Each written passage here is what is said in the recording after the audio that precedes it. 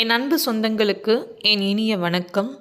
இன்றைய ஆன்மீக பதிவில் நாளை வரும் மார்கழி மாத வளர்ப்பிறை அஷ்டமி ரொம்பவே அதிசக்தி வாய்ந்த நாள். ஏன் அப்படின்னா சனி பயிற்சியோடு இந்த வளர்ப்பிறை அஷ்டமியும் சேர்ந்து வருவதால் கண்டிப்பாக காலபைரவரை நம்ம வழிபாடு செய்யும்போது, சனி பகவானையும் வழிபாடு செய்யும்போது கட்டாயமாக நம்மளுடைய அனைத்து தோஷங்களும் விலகி நம்ம வாழ்க்கையில் இனிமேல் எல்லாமே நல்லபடியாகவே நடக்கும். அதை பற்றி தான் இந்த பதிவில் பார்க்க போகிறோம். இப்போ தான் நீங்கள் நம்ம சேனலில் ஃபஸ்ட் டைம் வாட்ச் பண்ணுறீங்கன்னா அப்போ மறக்காமல் சப்ஸ்கிரைப் பண்ணிவிட்டு பக்கத்தில் இருக்கிற பெல் ஐக்கானை கிளிக் பண்ணிக்கோங்க. அப்போ தான் நான் எப்போல்லாம் வீடியோஸ் போடுறேனோ அப்போல்லாம் உங்களுக்கு நோட்டிஃபிகேஷன் வரும். இப்போ வீடியோக்குள்ளே போகலாம் வாங்க ஃப்ரெண்ட்ஸ். நாளை ரொம்பவே அதிசக்தி வாய்ந்த ஒரு நாள். ஏன் அப்படின்னா சனி பெயர்ச்சியோட இந்த மார்கழி மாதத்தில் வரக்கூடிய வளர்ப்பிறை அஷ்டமியும் வருகிறது. சனி பகவானுக்கும் காலபைரவருக்கும் ரொம்பவே விசேஷமான நாள். அதாவது சனி பகவானுடைய குரு அப்படின்னு தான் காலபைரவரை சொல்லுவாங்க. அதனால நம்ம வாழ்க்கையில் இருக்கிற அனைத்து சனி பகவானால் ஏற்படக்கூடிய பிரச்சனைகள் அனைத்தும் தீரணும் அப்படின்னா நம்ம அஷ்டமி நாட்களில் சனி பகவானுக்கு நம்ம விளக்கு போட்டுட்டு வரும்போது கண்டிப்பாக அனைத்து தோஷங்களையும் காலபைரவர் விலக்கி கொடுப்பார். அதுவும் இந்த சனி பயிற்சி குறிப்பாக இந்த காலபைரவருக்கு உரிய நாளான இந்த வளர்ப்பிறை அஷ்டமி நாளில் வர்றதுனால கண்டிப்பாக நீங்கள் யாருமே தவற விடாமல் கோவிலுக்கு சென்று காலபைரவருக்கும் சனி பகவானுக்கும் விளக்கு ஏற்றிட்டு வந்து பாருங்கள். கட்டாயமாக உங்கள் வாழ்க்கையில் எப்பேற்பட்ட தோஷங்களாக இருந்தாலும், ஜாதகத்தில் என்ன பிரச்சனைகள் இருந்தாலும் அது அத்தனையும் நிச்சயமாக தீரும். ஏன் அப்படின்னா காலபைரவர் அப்படிங்கிறவர் நம்ம வாழ்க்கையில் தலையெழுத்தையே மாற்றக்கூடிய வல்லவர். நம்ம தோஷங்கள் எத்தனை தோஷங்கள் இருந்தாலும் சரி, அது ராகு பவனால் ஏற்படக்கூடிய தோஷமாக இருந்தாலும் சரி, சனி பகவானால் ஏற்படக்கூடிய பிரச்சனைகளாக இருந்தாலும் சரி, அனைத்து தோஷங்களையும் ஜாதகத்தில் இருக்கிற அனைத்து பிரச்சனைகளையும் அவர் நீக்க வல்லவர். அதுவும் இந்த அஷ்டமி நாள்லேயே சனி பயிற்சி வர்றது இன்னும் விசேஷமான நாள். அதனால நீங்கள் என்ன பண்ணுங்கள், கட்டாயமாக மாலை நேரத்தில் வளர்ப்பிறை அஷ்டமி நாளில் அஷ்டமி பூஜை எல்லா சிவபெருமான் கோவிலில் இருக்கிற காலபைரவர் சன்னதியில் கண்டிப்பாக நடத்துவாங்க.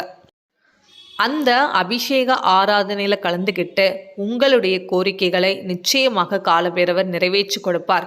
இனி நடக்கவே நடக்காது, என்னோட வாழ்க்கையில் இனிமேல் எந்த சந்தோஷமும் எனக்கு இல்லை அப்படின்னு நீங்கள் நினைக்கிறீங்களா? கட்டாயமாக நீங்கள் காலபைரவரை வழிபட்டு பாருங்களேன். கண்டிப்பாக உங்கள் வாழ்க்கையில் நிறைய மாற்றங்களையும் நிறைய அற்புதங்களையும் அவர் நடத்தி கொடுப்பார்.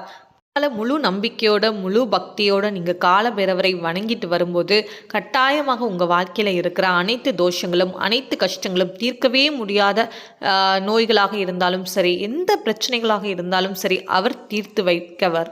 அதனால தான் அவருடைய பெயரே காலபைரவர். காலத்தினால் ஏற்படக்கூடிய பிரச்சனைகளாக இருந்தாலும் நம்மளுடைய தலையெழுத்தையே மாற்ற வல்லவர். பைரவர் அப்படின்னா என்னது? நம்மளுடைய பயம், நம்ம வாழ்க்கையை நினைத்து நம்ம பயப்படுற விஷயங்கள் அனைத்தையும் நீக்க வல்லவர். அந்த அபிஷேகத்தில் கலந்துக்கும் போது உங்களால் முடிந்த அபிஷேக பொருட்களை வாங்கிட்டு போங்க. பால், தயிர், இளநீர், இந்த மாதிரி உங்களால் என்ன முடியுமோ அந்த அபிஷேக பொருட்களை வாங்கிட்டு போங்க. சுத்தமான பசும்பால் வாங்கிட்டு போகிறது ரொம்பவே நல்லது. நம்மளுடைய உடல் ஆரோக்கியம், நம்மளுடைய மன நிம்மதி அனைத்தும் மேம்படும். அதனால் உங்களால் என்ன முடியுமோ வாங்கிட்டு போகலாம். செவ்வரளி மாலை இந்த அஷ்டமி நாட்களில் காலபைரவருக்கு நம்ம வாங்கி கொடுக்கும்போது நிச்சயமாக நம்ம மனதில் இருக்கிற கோரிக்கைகள் கண்டிப்பாக அவர் நிறைவேற்றி கொடுப்பார். நம்மளுடைய தடைகள் அனைத்தும் நம்ம வாழ்க்கையிலிருந்து விலகி நம்மளுடைய வெற்றியும் நம்மளுக்கு கிடைக்கும். அதனால் காலபைரவரை வீட்டில் வணங்குவதை விட கோவிலுக்கு சென்று அவருடைய சன்னதிக்கு நம்ம நேரில் சென்று அவரை வணங்குறது தான் ரொம்பவே சிறப்பு. அதுவும் நாளைய நாளில் நிச்சயமாக யாரும் தவற விடாமல் மாலை நேரத்திலேயாவது கண்டிப்பாக கோவிலுக்கு சென்று அந்த அஷ்டமி பூஜையிலையும் கலந்துக்கிட்டு காலபைரவருக்கும் சனி பகவானுக்கும் நீங்கள் என்ன பண்ணுங்கள், விளக்கு ஏற்றிட்டு வாங்க. அந்த விளக்கு ஏற்றிக்கலாம், அதுவும் நல்லது தான். அதை விட இன்னும் சிறப்பு என்ன அப்படின்னா அந்த 27 மிளகு வைத்து ஒரு சின்ன மூட்டை மாதிரி வைத்து என்ன பண்ணியிருப்பாங்கன்னா கோவிலில் வச்சுருப்பாங்க. அந்த விளக்கையும் நீங்கள் ஏற்றிக்கோங்க. சனி பகவானுக்கும் நீங்கள் விளக்கு ஏற்றிக்கோங்க. நாளைக்கு சனி பெயர்ச்சி, அதனால் சனி பகவானுக்கும் விளக்கு ஏற்றிட்டு காலபைரவருக்கும் விளக்கு ஏற்றிட்டு நல்லா பிரார்த்தனை செய்துட்டு வாங்க. நிச்சயமாக உங்கள் இருக்கிற அத்தனை பிரச்சனைகளும் நீங்கி நலமான வாழ்க்கை நிச்சயமாக நம்ம எல்லாருக்குமே அமையும். சனி பகவானுடைய குருவே காலபைரவர் தான். அதனால தான் சனி பிரச்சனைகள் எதுவாக இருந்தாலும் சரி, நம்ம காலபைரவரை நம்ம சரணடையும் போது கண்டிப்பாக அந்த தோஷங்கள் அனைத்தையும் அவர் நீக்க வல்லவர். அதனால தான் காலபைரவரை வணங்கினாலே நம்மளுடைய எல்லா பிரச்சனைகளும் பறந்து போகுங்க. அதுதான் உண்மை. அதனால் நீங்கள் என்ன பண்ணுங்கள், காலபைரவரை வீட்டில் வணங்குறதை விட கோவிலுக்கு சென்று, அதுவும் முக்கியமான இந்த மாதிரி அஷ்டமி நாட்களில், தேய்பிறை அஷ்டமி, வளர்ப்பிறை அஷ்டமி நாட்களில் நீங்கள் தொடர்ந்து வழிபட்டுட்டே வாங்க.